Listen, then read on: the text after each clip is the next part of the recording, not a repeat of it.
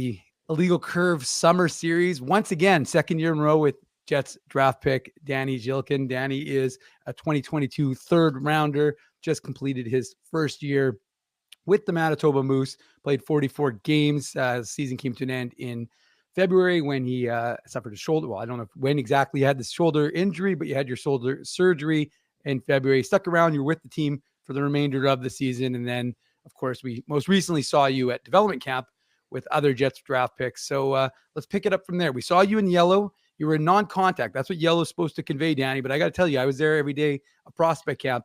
You didn't look like a guy who was thinking he was in non-contact. So let's talk about your shoulder, how you're feeling, and how things have been. Yeah, it's been going really well. I feel 100% now, even better than I was before surgery. So the injury has been kind of bothering me for a couple of years now. So it's good that it's all fixed now and there's no limitations really. The strength is all back, so it's all good. As for the def camp, yeah, it was more of a kind of a precautionary reason. It's summertime. There's no need to kind of force anything. So if it was up to me, I would obviously be playing all the scrimmages, but obviously I got to respect the doctor's decision and I understand where they come from. So. I saw one of the quotes from you, something about you felt like an old guy there. I'm like, you're 20, turning 21. I mean, how was it though, meeting with all of your other prospects? And, again, we take for granted, this is a return to normality, right? Like you guys are getting to experience things post COVID that, a lot of guys missed out on early on in the early 20s. Yeah, it's been awesome. I mean, obviously my first year I was drafted, there wasn't a def camp. So Mhm. just kind of training by myself. And then, this would have been my third def camp now if we had a def camp there. So, just welcoming all the guys and, being a leader for them. I like being a leader. So it kind of takes me back to my junior years when you're growing up and seeing all the younger guys coming into the team and organization and kind of trying to lead them on. But yeah, time goes by pretty fast. So it's there's the clock is always ticking, so you got to work harder and harder, and there's more competition. Now, let me ask you this. Do you connect with certain guys? I mean, I know, like you said, you knew guys from last year and obviously Chaz Lucius, was your teammate with the Moose. But in terms of that, do you look at, hey, OHL guys, other ways of being familiar, or is it just, hey, we're all Jets draft picks. Let's all get to know each other. Yeah, of course. I mean, I don't think there was many, kind of isolated groups. I think everybody kind of bonded together. I think, the Jets organization as a whole, I think it's a pretty close group, even with the staff. They're always like, joking around and always around the team. So it's awesome to see. But yeah, obviously, guys like Kevin He and Walton from Sudbury, I've trained with them in the past and skated with them, so I know them a little bit. So we shared a few good conversations at Def Camp for sure. Well, what has your summer been like? We're already here in mid to late-ish August. You're getting ready to eventually come back to Winnipeg. But for now, let's just look back at what your summer's been like since since your season ended with the Moose. Obviously, we saw you at development camp. But what were you up to between those two times and now to date? Yeah, during the whole month of May, I was here in Toronto rehabbing my shoulder. I was, purely focusing on my upper body and my shoulder, just trying to get that strength and mobility back for, so I can have a good productive off season with no limitations. So, and then June and July I was at Barvis Methods, very good gym down in Florida. It's very, very hot there. That was the only thing I didn't like. But yeah, it was an awesome gym. I've gained a ton of strength and gained some good weight. So that's been going well. And then I'm here in Toronto now for the month of August, trying to wrap up my off season and then coming to Winnipeg in 10 days, I believe. So very excited. And in terms of the message, every young player, every player gets an exit meeting, and every player with management and every player kind of gets an off-season sort of list of things that the organization really wants you to focus on, spend your time doing. So you can let us know if you want to share specifics, but from your perspective, just in terms of what they wanted you to do and how you've gone about achieving them, how is that? Because again, you're on your own to a certain degree. Obviously, you have people that you work with as part of your team, but from your perspective, how has it kind of gone for you this summer?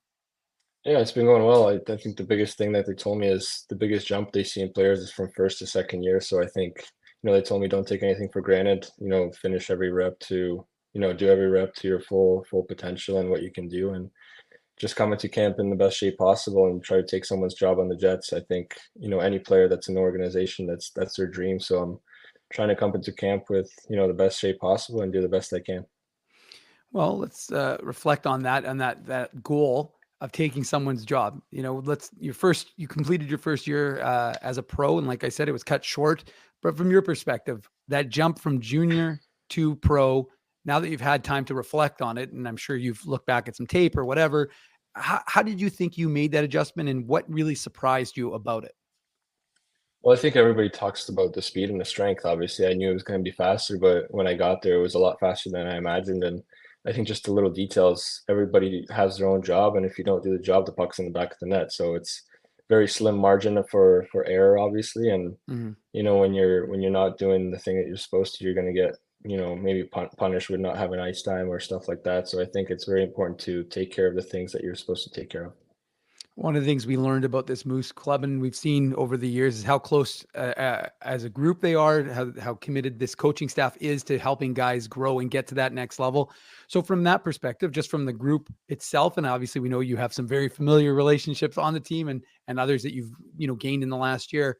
What was that like? Getting to know a new group of guys from after leaving junior, and also a new coaching staff. And what did you learn maybe from some of those guys in the coaching staff?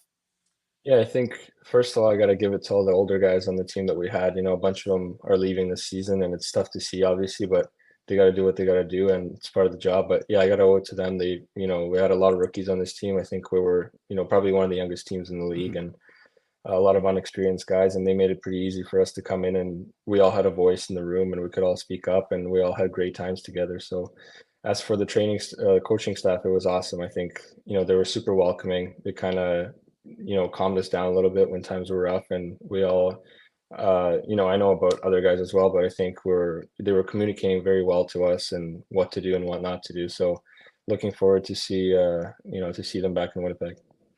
One of the things that you mentioned, and it's a point I think that sometimes people lose focus on, is how young this Moose team was in general. And you did rely on guys like Jeff Malott and Jeffrey Viel and Axel Jonsson-Fjällby and Dominic Toninato, a lot of veteran guys, even Jimmy Olney, who obviously was the captain and wasn't playing because he was dealing with his own injury situation, but he was still around the team. But from a center depth perspective, Brad Lambert, Chaz Lucius, Danny Zhilkin, three very young centers. Centers probably one of the most difficult positions to play. So it says something about the organization. I think that they are willing to allow you guys that sort of, I mean, it's a learning experience for you, right? You're like you said, you're going from junior or college in the case of Chaz Lucius to pro hockey. It's a big jump, and you're doing it at one of the most important positions in the game. So from your perspective, what does that say about the organization that they're willing to put that faith in guys, knowing, hey, there's going to be some growing pains, but we're willing to grow with you as a team? Yeah, it's huge. I think, if you look at the Jets roster, a lot of their top guys, probably most of their top guys are from, development and being drafted here in Winnipeg and kind of developing and playing through the Manitoba Moose system and all that good stuff. So yeah, it's been awesome. I think one of the guys you didn't mention there was Reichs. Reichel was a big Yeah, of leader course. for us. It was I think it was one of the first years he played center, if I'm not It was. mistaken. Yeah. But yeah, just the leadership he brought to the group, and it was awesome to see. He kind of took us under his wing, and all the centermen. We had a great coach in Vaughn Rohde, our faceoff coach, and he did such a great job. I think we're probably, if I'm not mistaken, he said we were top 3 in the league in faceoffs with having such young centermen. So yeah, it was cool to see, and he's gonna be back with us this year, and it's gonna be good to have him and kind of coach us through the faceoffs. Danny, one of the things that I've talked about with defensemen is learning tips and things from each other. So a guy like, Ty Bauer might learn something from Ville Heinola and vice versa, that, one guy excels at versus another guy. From your perspective, from a center perspective, what were some of the things that, whether it was Christian Reichel, Brad Lambert, Chaz Lucius, like whether it was a younger guy or an older guy, Dominic Toninato, that you were able to kind of glean from them and, adopt in your arsenal for this last season and of course moving forward? Yeah, well, one great thing Dom does is his skate block on faceoffs. I think that's pretty cool to see. It was early last season that we were doing in camp, and he took a face off against me, and he kind of did the skate block, and I still can't learn it to this day. So I'm still trying to. But the biggest thing for us was gaining face off positioning and kind of winning the dot, almost like a sumo battle. So you're kind Mhm. of it's 5 guys playing as a team trying to win the face off, but centerman's most important, and you're kind of trying to win that dot. That was the biggest thing for us, is to win the dot. Well, you guys didn't win a lot of games early in the season, but of course the team had a pretty big roll towards the end, and of course went from last place to a playoff spot. again, I know you were not part of the whole thing, but from your point of view, how much did you learn? Because it was one of the things I talked about with Zinger at the Moose end of season is what you guys can learn from losing, even though nobody wants to lose, and nobody in any facet of life is going to say, yeah, losing's great. But what did you learn? Even though like I said, I know you were only part of it, but what did you learn from that experience? Well, biggest thing is just don't give up. I mean, there's been games where, we were up two goals, one goal, and then we kind of lose the game, get down on ourselves, and then we do it two, three times. But then at the end of the day, you got to go out, next weekend and play another game. So biggest thing is just keep pushing and just seeing the resilience from the team and just coming from such adversity. And I think we lost 11 in a row, that streak, I believe. Yeah. So Yeah. yeah, it was tough times, obviously, on everybody. And, being a young player, you're in 11-game losing streak, you kind of don't know what to do. But yeah, you're just trying to forget about the last game and move on forward and push harder. We had a lot of tough practices with, battling and kind of trying to push ourselves to the limit. And we got out of it. And I was super excited to see the team and the team atmosphere that we had when they went on that huge winning streak and a great run. It sucks, obviously, I wasn't, able to share the ice with them, but it was very awesome to see. Well, let's just take a sidebar from talking about you, and let's talk about what Thomas Milic was able to do, because very impressive. Never easy to come in as your first year as a pro, as a goaltender. He was an overager, but sure, regardless of that, he's still making that jump. What did you see from him? The poise that you saw from this young man, in his first season as a pro? Yeah, he was awesome. He came in at a tough time and he kind of saved our team. I thought he was, one of the best players on our team, and he kind of turned things around for us. And yeah, he was so calm and collective. You never saw him panic or anything. So he just knew what to do. He just played his game. And I played with Millie at U18's Team Canada. He was great there as well. So yeah, he's a very, very cool dude, awesome guy, and very fun in the locker room. And he's a great goaltender for sure.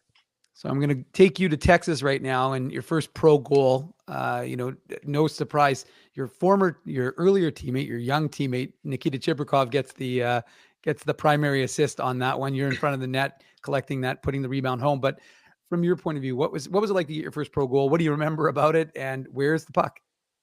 Yeah, I remember the whole game. I think that game was actually delayed due to an ice or some ice issue, I believe. Mm. So it was a longer than usual warm up. We thought the game was going to be canceled, so we sat in the locker room. But then got on the ice, and it was probably one of the loudest rinks I've been at. Texas, they have a great atmosphere there and great fans. So I was kind of just I was ready to go, I guess, from those loud cheers. So yeah, I remember Chibi, it was kind of a shot, and then we were trying to bang the rebound, and he shot it kind of at my neck almost, and then puck bounced down, and I guess just reflexes put the puck in the net, just kind of banged it in. Yeah, it was obviously very exciting for me and my family, and hopefully there's a lot more coming. Now, what happened with the puck? Do you keep it? Are you a guy who likes to have mementos, that sort of thing? Yeah, for sure. I have kind of a Hall of Fame locker in the basement of my parents' house, so it's sitting there and waiting for hopefully a few more milestone pucks down the road. Okay. What about jerseys? Do you I'm always curious about guys and, whether they're interested in keeping their own jerseys, if they, especially with the Moose, because they do so many of those specialty jerseys, which always generally look really slick. Are you your first pro jersey, the first game you wore it? Do you have your first Moose jersey, that sort of thing? I'll actually tell you a funny story. This isn't a Moose jersey, but when I was playing for the Guelph Storm, there was a Yep. jersey raffle for Hockey Fights Cancer jerseys, and my dad was at a game that was a week later than I wore the jersey, and he saw some couple wearing my jersey, so he came up to them and offered $300 for the jersey, and then they didn't believe him that I was his son.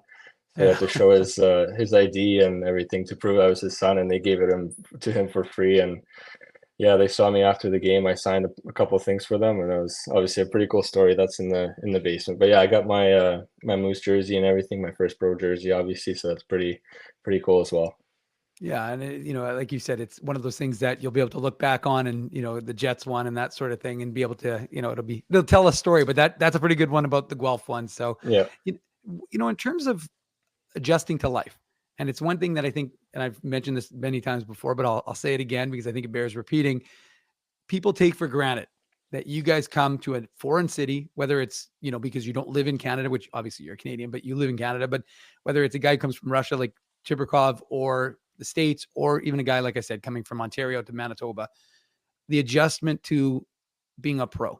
whether you're a first or second year guy or even an older guy, but specifically for the younger guys, it is a big jump. Similar to the jump from, on the ice. So from your perspective, living on your own, making your own meals, what was that like, that first sort of year in Winnipeg? It was awesome. I keep joking around with everybody saying that the best class I took in high school was hospitality and cooking class. So, uh, yeah, that kind of helped me out. I love to cook. I love food, so cooking wasn't a big issue. But yeah, sometimes lonely at times. You're alone in your apartment, obviously. So trying to play video games from buddies back home and FaceTiming my parents and stuff like that obviously helped. But yeah, hanging out with Chibi and Kuz, they live close by, so yeah, we had a great group of guys, and hanging around at the rink with them helped obviously, and they kind of felt, they welcomed all of us in with no issues. So I don't think I found it much of an issue. It was pretty easy transition for me. Well, and in terms of Winnipeg specifically, were there any, you don't have to give us your hot spots. We don't need people showing up where you are, but ultimately, what are some of the things you learned about the city, and what are some of the places you like to kind of check out? I keep saying all the food spots are great. Every interview, I believe you asked me, I say that, but it's really true. I like a few shawarma places. There's one out west by the rink. I forget what it's called, but I love shawarma, so it's a very, very good place for me. And Frankie's obviously a huge spot by the Hyatt House there. Yeah. But yeah, the food is great. People, Jets fans are some of the most passionate fans in the league, obviously. So uh, hopefully one day I can come out in a whiteout. I think that's the dream. I think after I finished my Kitchener Rangers season, I got called up and I saw the whiteout for the first time. It was unbelievable. So hoping to experience that on the ice one day. Well, one of your good friends, of course, someone you grew up with in Russia, and we've talked about it, as you said, we've talked about your relationship with Nikita Chebrikov, and how you guys played together from, I think, 4 to 9 overseas, and then you, of course, came over here and he stayed there.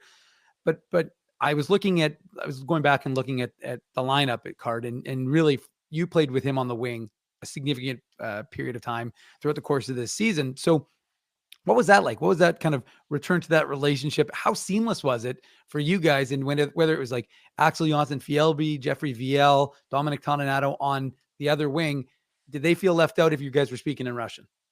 Yeah, everybody was kind of making fun of us speaking Russian all the time, especially on the ice when you're trying to, before a face-off, you say something in Russian and the other guy's like, what do I do, right? So no, it was pretty easy. Those, veteran guys are so good as well. So it was good to adjust to their playing style as well. So yeah, I think, we obviously had a fun time, and coming into the season, there's a lot more to look forward to, and hoping to, stick around with him obviously on a line. We have great chemistry, so it'll be good to see what's coming next. And speaking of him again, he, although I asked him where his puck was, he didn't know at the end of Moose season. I think that they were making a plaque for him, so he'll be excited to get back to Winnipeg and to check that out. But from your perspective, I mean, like you said, good friends growing up together. What was it like for you to see his NHL debut and, of course, his first NHL goal? Yeah, it was awesome. I went to that game, and Lambo did such a great job as well, got an assist, but Yep, Chibi's goal was electric. I believe it was the game-winning goal, and he got the first star, I believe, too. he So that was. was, Yeah. yeah, super proud of him. That was an awesome moment to see, and I was, I was happy I was there in the building to witness that. And does that make you hungry? Like, you see these guys, and, it's funny. Hockey's a weird sport in that regard, right? You guys are all teammates and you love each other and you all want the best for each other, but you also all want that spot. And so is it, but does it ignite a hunger in you to see someone like that, one of your contemporaries do something like that, and you say, okay, that could be me, and I want it to be me soon. Yeah, for sure. I think, when you're a little kid, that's what you dream of, is to play in the NHL and score big goals. So obviously, yeah, super motivational, and you just kind of want to work harder and harder to be on there and maybe be on a line with him one day as well, and put bucks in with him, and guys with Adam Lowry and Mark Scheifele, play with those guys as well. So that would be obviously a dream come true, and hopefully I can achieve that in the next few years. In terms of recovering from injury, did you find it helpful to be in Winnipeg and to stay as part of the group? And obviously you had a bit of a injury recovery team with, like I said, Jimmy Olney, the captain, and Chaz Lucius. But did that help you kind of feel like a part of it? Because even though, like, obviously they go on the road and you're kind of left behind, you still have you have that little group that can kind of be together and kind of keep each other motivated. But you're not back home completely isolated. At least this way, you still feel like when they're in Winnipeg, you're still part of the team. Yeah, it was huge. All the guys and the coaching staff as well, they made us, still we were a huge part of the team. We were always in all the pregame meetings and postgame meetings and always around the team. So that was super helpful. The biggest kind of downtime we had was when they went on that huge road trip, I believe. Mhm. I think it was Texas actually at the end of the season because they didn't come back before Oh the yeah. Yeah. They played the play-in doubleheader and then series. Yeah. the play-in series. Yeah. So that was obviously tough without them and kind of, they're out there playing, battling for the season and you're just sitting at home. So yeah, that was tough, but the team made us, feel part of the group and nothing, we weren't excluded in any means. So it was good to see. Well, Danny, we know you're feeling good. You're feeling ready for your second pro season here in Winnipeg. So, what are your goals? Are you a goal setter? Are you the guy who says, "Okay, I want to do this. I want to achieve this," whether it's specifically score this many goals or make my NHL debut or whatever? Well, as I said many times, the dream is to play in the NHL. So obviously, you know, there's there's the right time to enter the league, obviously, and I don't. That's up to the coaching staff and obviously management to see when I'm ready. So I'm just coming to camp with the right mindset and trying to prove myself and do the best I can. So we'll see what happens from there. Now, let me ask you this: how much do you pay attention to the things that are said, whether it's in the media, whether it's like, I don't know, again, maybe not internally through the team, but like, for example, July 1st, I think we were talking to Kevin Cheveldayoff off the Jets GM, and he made a comment about the young players taking advantage of opportunity. Does that resonate with you? I mean, I know me saying it to you, does it resonate? But had you kind of heard that before? And do you kind of take that message? And I know you said, in the exit meetings, they said finish every rep. But this is an external comment by the general manager of the hockey team. And it's basically a message, I think, or clearly to the younger players in the organization. Yeah, for sure. I saw that press conference online, and as I said before, it's just super motivating, and you're just working hard and hard every summer to achieve your goal. And you really, after my first pro season, I really understand what it takes to be not only a pro hockey player but an NHL hockey player. So yeah, just working super hard this off season and hoping that the best is to come. All right, Danny. Any parting words, anything fun or motivating you want to say to Jets fans before they see you here in Winnipeg? No, just cheer loud, and we'll see you in Winnipeg. And I'm hoping to make you guys happy when I'm around you guys. And see you soon. I'm very excited to see you. All right, Danny. Thanks very much for joining us here on the IC Summer Series. We'll see you in Winnipeg shortly. Thank you. Thank you. Thank you very much.